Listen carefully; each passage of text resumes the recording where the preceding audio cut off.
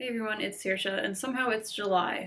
If you can figure out how that happened, please let me know, because every dang year I cannot figure out how half the year is gone already once we get to this point. It is terrifying, and time is relentless. So, let us comfort ourselves with literature. I wanted to do this video to just look at what I've read this year so far, do a bit of a reading check-in with you since we are halfway through the year. And as I've said before, I'm not gonna make my goal of 52 books. I've lowered it to, I don't even know what, maybe 30 or something. Somehow I've only read 8 books. Maybe there'll be one more by the time I post this, but I don't know what's going on. You know, some years I'm just flying through books, and some years I am so anxious that I can't like sit down and read because I don't know, doom scrolling, torturing myself, staring at the wall. But let's look at what I have read this year thus far. We've got Wicked, and I'm going to go in order. I'd started this at the end of last year, finished it in January. And that was a heck of a ride. That was a real journey. I read that because I loved the movie so much. And man, it was like a completely different story, wasn't it? Those of you who have consumed both, you would know. North Woods. This one was lovely. Just lovely. And I've done videos for all of these. Good. Okay, at least I'm on track there. The writing in this is beautiful, it's lyrical, it's kind of an experimental book in terms of its structure. There are, you know, poems, like excerpts from newspapers, it's got illustrations, it's got narrative, it's letters, like there's a lot in there, and instead of there being one character at the center of it, it's a specific house and like plot of land at the center of the story, which I think is so cool and very me to write about like a house. I write a lot about that subject. So let's see, yeah, we've got 2 fiction so far, and then I went on to some nonfiction, some science writing with Vagina Obscura. And I don't do a lot of science writing, but this was so informative. So every time I do read science, I'm like, oh, I don't know anything. And I'm glad that this is being put into my brain because I did not know any of this stuff. It's fascinating. So you can watch my video on all of these. Then I went on to some more fiction with Titanic Survivors Book Club. And this was one of those, like, this stands out from what I would normally read in the way that it was kind of one of those like easy, I would almost call like a beach read. I don't know if that's right. I've said before, I don't do the whole like trending stuff. I don't know what's happening on Book Talk. Sue me. But yeah, it was an easy read, and I enjoyed following these characters along in their story. It was entertaining. And we have The Colony, and this was my most anticipated book of this year. I was anticipating it for like all of last year, and it did not disappoint at all. I loved it so much. And this is such a rich text, if you will. The characterization is so fantastic. You will come to understand every one of these characters so deeply, and not one sentence feels like it isn't true, even though this is fiction. I believed everything that was happening, and a good story to me has some plot, some, you know, narrative motion, but it has a lot of asides, a lot of like, you can tell the author is putting their philosophical thoughts in there. It teaches you something about human nature and life, how we survive in this crazy world. Something about how humans have always kind of had the same mental struggles throughout history. That is the sort of book that I like, and this does that very, very well with a good writing style that I think you'll enjoy.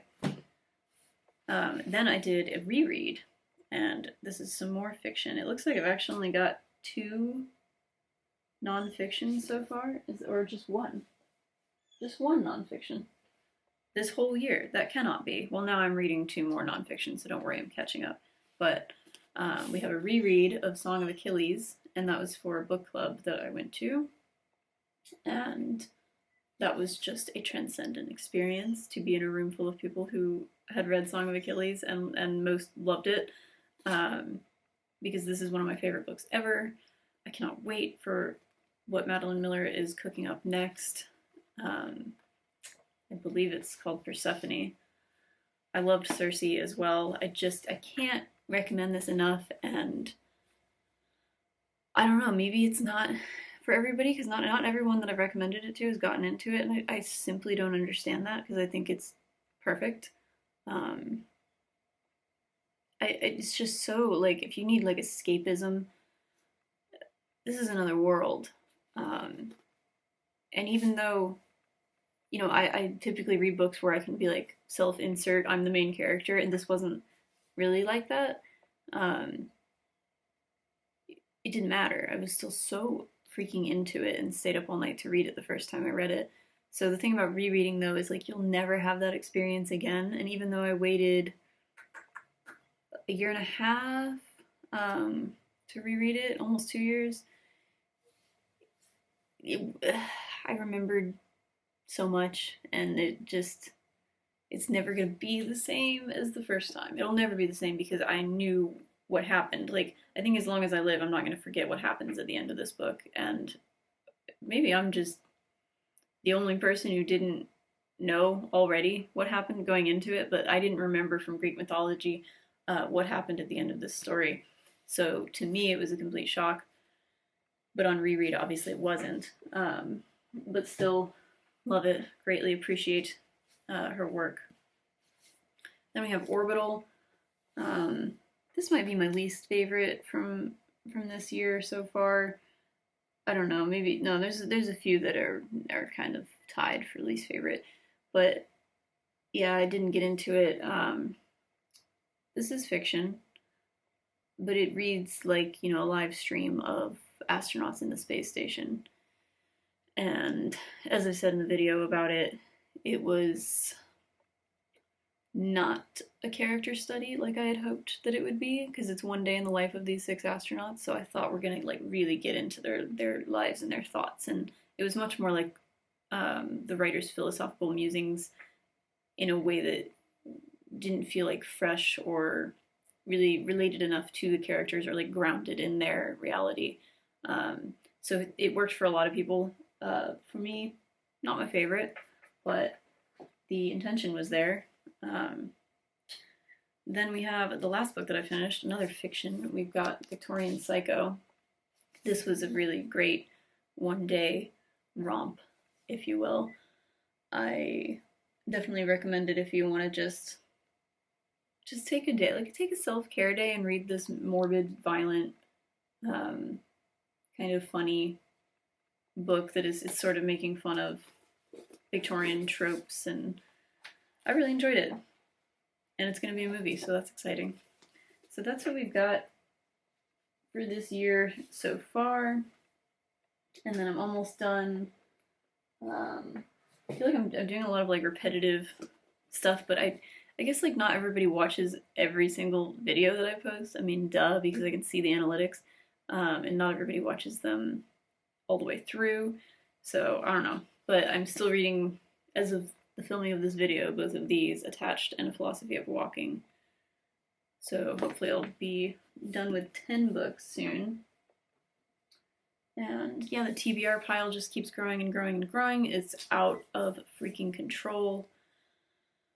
But, you know, as I say every year, you can set, like, a lofty goal for yourself about how many books you want to read, but it is really more about quality over quantity, and if you're enjoying what you're reading, that's what matters. If you're enjoying the reading experience, that's what matters. I would like to be more intentional about when and where I'm reading, and making it more of a habit. You know what it is? It's like things change this time of year because I do most of my reading in the catio outside, and I can't be out there in the summer. It's too hot here. So I typically would like start my day with like a couple hours of reading outside because I love to read outdoors.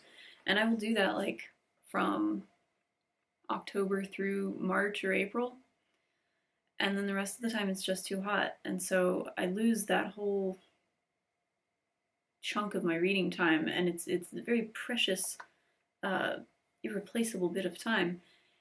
And there's just something about being able to be outside where I put my stupid little phone inside and I leave it in here and I go out there and it doesn't exist anymore and nobody can reach me, and I don't care what's going on in that dumb phone, and I'm just reading my book. For some reason, it doesn't work when I'm inside and like I just put the phone in another room. I can feel its horrible siren song.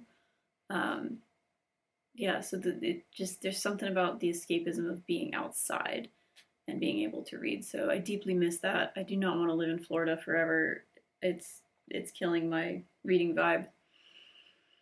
So maybe I'll get some fans and stuff, and I gotta rehang my sunshade out there, which came down. But that's it for today. Just a little check-in. Let me know how your reading is going this year.